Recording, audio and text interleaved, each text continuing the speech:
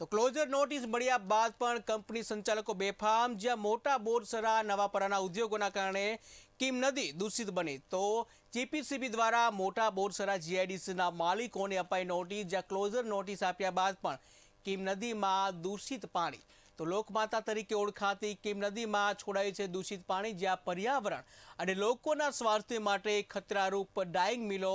તો ડાઇંગ મિલોને ખંભાતી તાળા મારવાની માંગ કરવામાં આવી, જ્યાં મોટા બોરસરા અને નવાપરાના ઉદ્યોગોના કારણે આ સમસ્યા જે છે સર્જાય છે.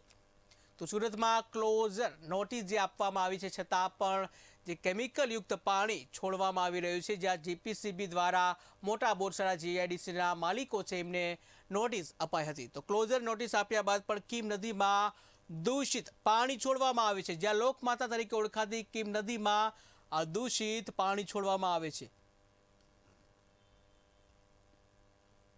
તો મોટા બોરસરા નવાપરા ઉદ્યોગના કારણે કીમ નદી છે ત્યાં દૂષિત પાણી છોડવામાં આવે છે. જીપીસીબી દ્વારા મોટા બોરસરા જીઆઈડીસીના માલિકોને નોટિસ આપવામાં આવી છે, આમ છતાં દૂષિત પાણી છોડવામાં આવી રહ્યું છે.